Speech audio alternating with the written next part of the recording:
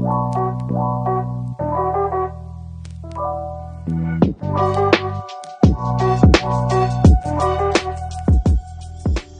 everyone. Welcome to another episode of the White Belt MMA podcast, and it's an absolute pleasure to have on the show again. UFC Bantamweight Cody Stamann, who's coming off a big win last month over Eddie Wineland in Austin, and what many are considering the card of the year, to be honest, because that card was just insane. But Cody, how you been since then? I've been good. Life's been good. Just getting fat and trying to maybe work on a few things that I feel like I need to work on. But I mean, it's hard to know what to do after a fight like that. You know what I mean? I just went in there and just got in a street fight. So like, where do you go from there? Do you just keep street fighting everybody, or what do you do? You know? Right. No, yeah, 100%. And you kind of mentioned it there, man. You're enjoying some food, and we talked about food last time, right? The Vegas food and all that. So what do we talk about now? What are we eating, man? We eating steak dinners every day, or what's up? Pretty much. Honestly, I've been eating like steak and eggs every day for dinner this week. Like, I mean, every single day. I went pretty crazy for like a week, and I was like, okay, I'm gonna get back on my diet and quit messing around. And then that kind of led 1 week turned into 2 weeks, and now I just like had a meeting with the nutrition team at the UFC PI, and they're like, all right, dude, it's time to fucking chill out and get your shit together. So that's where I'm at right now. But I might go get tacos tonight. I don't blame you. I don't blame you, man. Especially those Vegas tacos, bro. It can't get any better than that. But I gotta ask you though, but when we talking about steak tacos, or we're talking about like tacos El Pastor and all that? Because I know people always like throwing different kinds of tacos. For me, I'm a steak guy, but I don't know about you. Yeah, I love a good steak taco, but there's a place that we go called Bomb Tacos that has this brisket taco that is just like the best taco I've ever had. It's unreal. I mean, it's amazing. I started thinking about it. I was just telling someone about it yesterday, and I've been thinking about that taco ever since. Oh, man, I definitely, next time I'm in Vegas, I definitely got to go there. But, since we're already on the topic, right, about Vegas and everything like that, International Fight Week was just there, man. I saw you had some fun. You obviously you giving away like, pictures to fans and all that. So tell us about like the weekend experience for a fighter in itself, right? Because it seems, for fans, it's pretty cool. You had UFC X, and that was cool meeting a bunch of fighters. But for you as a fighter, how's that whole week like? Is it just busy, or it's fun? It's a super busy week, right? Everybody comes into town. Different people want to see you. I had some sponsors in town, some business partners. So I mean, that week like took a lot out of me. I was going from the gym to a meeting to an autograph signing. I mean, you just got to stay busy, make money while you can. I mean, that's a good week to do it. There's so many people there, and the UFC X, the fan experience. I mean, that's just a whole different level of like, I mean, fighters are well known in the fighting community, right? So, but I mean, in the general population, like I can go to the grocery store, one person might know who I am, or the airport, a couple people might know who I am, and come up and say hi and maybe take a picture or something. But you go there and every single person knows who you are. So it's kind of like that. I kind of felt like I was in the freaking Beatles, because it was like a mob mentality. Like we went to the bathroom before because there was no bathroom in the back, and like we had to be escorted by security, and we were like, we can go to the bathroom on our own. And it was actually me and Corey Sandhagen, and like there were people asking us for autographs while we were taking a piss, and then like come outside and there's a bunch of people waiting for you right there. And I was like, okay, yeah, I guess we do need security. It's just a different experience. You know what I mean? Having that many diehard UFC fans in the same place that are really eager to like meet fighters, because we don't really get that on like a daily basis. So it's a pretty surreal experience. I never really imagined anything like that, would happen from fighting. Yeah, 100%. I mean, any funny stories? Besides obviously that reaction, people wanted to take a picture while you're trying to use the bathroom. But any like funny thing that you remember a fan saying it to you, like at a meet and greet, like you're doing the autograph signings. I'm assuming you're also doing a bunch of other stuff around. But any funny stuff that a fan said that you're like, okay, hold up, man, this is a little creepy here. Well, there was actually one girl that like gave me her business card, and then like put her like personal number on it. So she was hitting on me, but she was like, give this business card to Dana White. I want to work at the UFC PI. I'm like, that's not really how it works. She was like, no, you need to give it to him. And I was like, I don't just give like that. I'm not going to do that. And she like actually got upset with me because I told her like I'm not gonna give anyone your business card. Like I don't know. And then she like took a business card back and then like set the autograph back down on the table. And I was like, okay, sorry, I lost a fan today, but shit, I don't know what to tell you. Like, what do you think I can do? Yeah, no, like this is definitely not the place to do it, man. It's a little weird, but hey, man. Yeah. Right? Like, what do they say? There's like 99 people. You know, most of the interactions are gonna be good. There's always that one person that kind of makes everything weird. But hey, man, you had a good time. But you know, the fights itself, though, man. Like, what do you think? Did you end up going to the fights, or did you? Yeah, the fights were amazing. Everybody was kind of dogging. I feel like people were dogging Izzy, you know, for fighting the way he did. But honestly, like that's a perfect fight for a champion. You know what I mean? Go out there, not take any damage, you know, win a bunch of money, more longevity in your career, still the champion. You know, I think the fans just want to see us go out there and like go out on our shield every time, right? They want to see just a bloodbath. I mean, and that will happen in your career, you know what I mean? But ultimately, like the game is a really fucked up game of tag. It's like I hit you, I try not to get hit, right? You don't want to be one of those guys that's going in there and taking ample amounts of brain damage every single time you get in the cage, because there's not going to be anything left when fighting's over. And it's really at that point, you know, not really worth it, you know? So for me, I thought it was amazing. I thought the way Izzy and Alex fought, you know, it was amazing to see live and that close.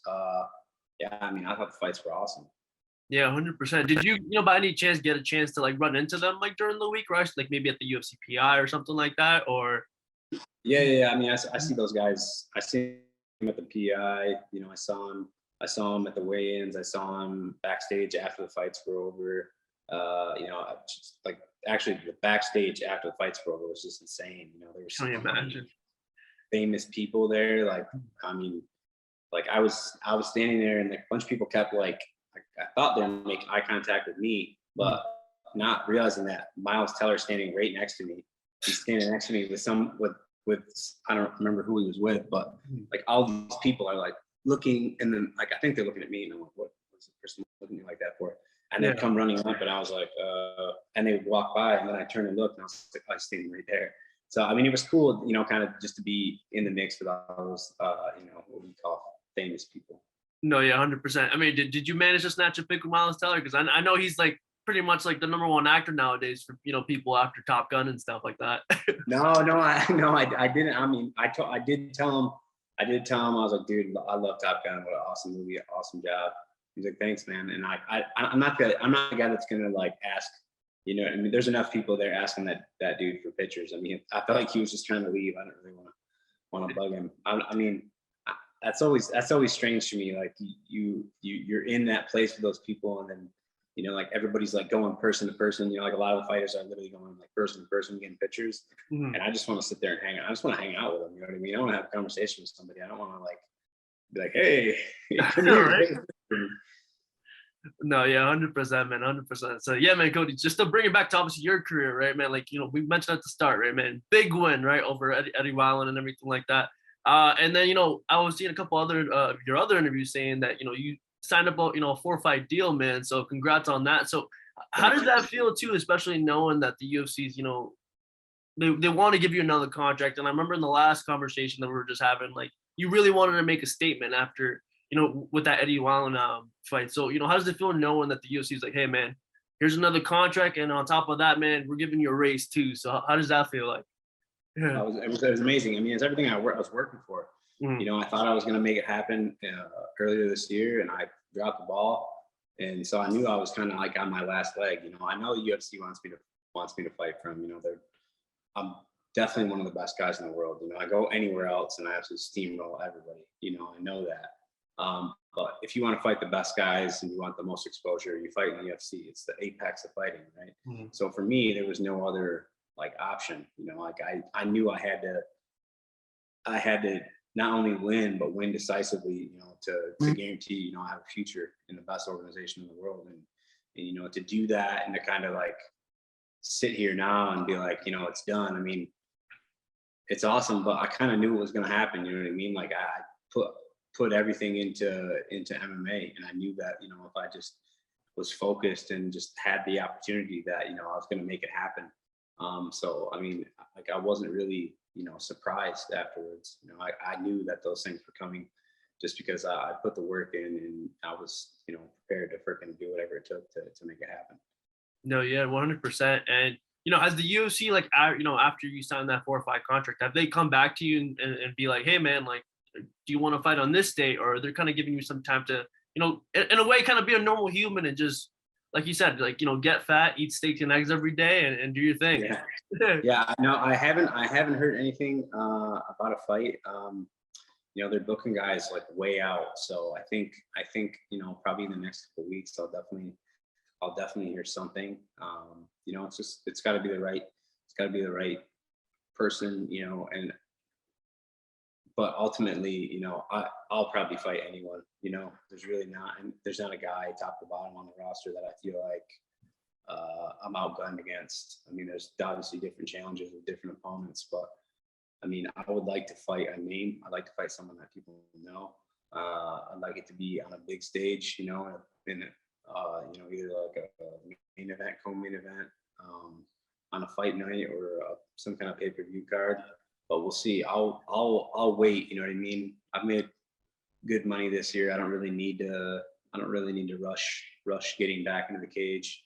So if it's 4 months from now, like that's fine. If it's 2 months from now, that's fine too. Just got to be the right opponent and right opportunity, because I mean I got some building to do. I took a shit in the cage, and now I gotta rebuild and get back to where I know I'm capable of being. No, yeah, 100%. And any preference? Obviously, after that Austin card, that crowd was just insane. So like after that fight, you're just there like, hey man, just obviously like you're down to fight whenever, but like, do you have a preference? It's like, hey man, I want to fight in front of a crowd now, or you're down with being right there in Vegas, the UFC Apex, and a fight is a fight. Yeah, I mean, ultimately, if it's in Vegas, Yeah, that's like logistically makes so much more sense for me. All my coaches are here. I don't have to. I'm not paying for. And that's one thing people don't realize. Like, you're paying for flights and hotels for a whole team of people, and it gets expensive. You know what I mean? And then you feeding them all week. Like that adds up fast and ends up costing you a lot of money. So I mean, like from a financial standpoint, Vegas is obviously it's a no-brainer. Like I'm gonna save $5,000-10,000 if I fight in Vegas. So I mean, Vegas for me is a easy. I'll trot down the road and go get in a fist fight and then come home right after. So Vegas is definitely where I'd like to fight. But I mean, if it's a big event somewhere, like I'm there. You know what I mean? Like no question. I mean, that doesn't really even weigh in. I'm more thinking about like who I'm fighting than where or what it costs to fucking get everyone in. I don't really care at that point.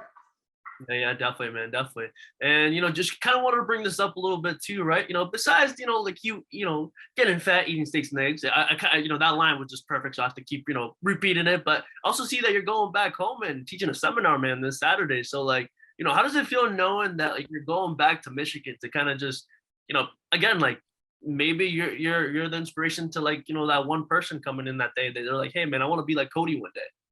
Yeah, I mean that's the goal, right? Is Mhm.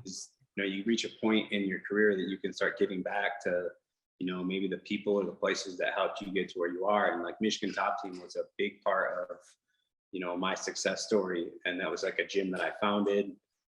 I used to be part owner of the gym. Like it's really important that I go back and show face there, and hopefully I can teach a few kids or inspire a few kids to reach this level, because that's ultimately like that's where we should all aim to be, right? It's like a role model or an inspiration to a younger athlete that wants to do this, and just kind of like help put those kids on the right path, because there's a lot of things that like when I was coming up in MMA, I mean, we had no idea, it's still kind of the wild, wild west. It's not the established, powerhouse that it is now. Like back then, I mean, I started 10 years ago. I mean, MMA was still pretty crazy, like amateur MMA, we didn't even have sanctioning amateur fights. We could fight anybody at any weight class. Like there were no rules. I mean, it was like elbows to the face, everything, so people they're coming up in a different environment now, and like there's a lot of mistakes that fighters make that I would like to kind of teach the younger generation. Like, dude, you gotta take your time and learn the techniques and do all these things first, and then you go get in a fight. You don't just like rush to fight and fight and fight. I mean, it worked for me, but like there's a million mistakes there or things that could have happened, that could have, prevented me from being where I am. So yeah, I'm excited. And I'd like to do it. I'd like to do it more. You know what I mean? Like I don't want money from it. I don't want anything like that. I don't want to go there and feel like the man. I just honestly wholeheartedly want to teach kids to make the right decisions in MMA, you know what I mean? And then also to know when to fucking hang it up and move on in your life. That's another big part that, people don't hear about is, all the people that didn't make it and, hung on for too long and, went and got beat up for $2,000. I mean, the sport's brutal. It's fucking brutal. And you gotta know when to pull the trigger and when to walk away. No, yeah, man, definitely. And you kind of mentioned it there, right? You kind of say that you kind of want to, do more of these seminars, do more of this, teaching and, inspiring the youth, right? So I mean, you're in the prime of your career, so obviously, like, I don't blame you if you're not thinking about this, but like after your fighting career, is done, do you ever plan to like maybe like you said, maybe open up his own school or going into coaching? I mean, I could maybe see myself coaching. Hmm. I don't know. Coaching's hard because it's a lot about the athlete. You know what I mean? If you have an athlete that's really eager to learn and wants to get better, it makes a coach's job really easy. But like there's not many guys like that out here. There's a ton of guys like that, guys that are eager to be the best and want to learn and want all these things. But a lot of the other places, it's you get a lot of people that do it for all the wrong reasons. They want the attention, or they want to feel like a badass. And I just don't think I could coach people like that. And as far as the gym business goes, that's a tough business. I was a part of it as a young man, and like I don't ever see myself owning a gym again. It's not lucrative, and there's a lot of bullshit you got to put up with. I think I definitely see myself doing something else financially. But I think coaching could be out beyond there. Yeah, man, that's awesome. That's awesome, man. So, Cody, once again, I appreciate, giving me the time. I don't want to keep it for too long, right? So, before we go, do you want to plug in all your social media so everyone watching can go and follow you, man? Yeah, everything's just Cody Stamann, man. Yeah, I appreciate you doing the interview, and yeah, I look forward to fucking beating the shit out of somebody here pretty soon, probably the fall. Sean O'Malley's probably the tippy top of that list, but I mean, there's plenty of tough fights at 135, and ultimately, like whoever they give me, I'm gonna clean their clock. So. Yeah, man, I'm looking forward to it. And selfishly, I do have to ask, man, we're ever gonna see you, get into the vlogging game a little bit too, more, and maybe open up a Cody Stamann YouTube or something like that, or not? Yeah, I just went to actually the International Fight Week. I went to a seminar, and it really was honing in on why fighters should use YouTube and do more. Like, I mean, and it definitely opened my eyes to the fact that like I definitely need to film more. So I am actually hiring a videographer and a photographer to kind of follow me around like more day-to-day stuff. So I'll definitely be putting out 2-3 times as much content as I am right now. Just because I mean shit that I don't think is cool. I think it's everyday stuff, but to someone that really doesn't understand fighting or what our lives are actually like, I think it'd be pretty cool to get inside look on what it actually is that we do. Yeah, man, there we go, man. So once you open up that Cody Stamann YouTube, I'll subscribe. I'll plug it in all my social media. So, man, I got you, man. I got you. So yeah. So Cody, again, I appreciate the time. Hopefully we can do it again in the future. And to everyone watching, peace.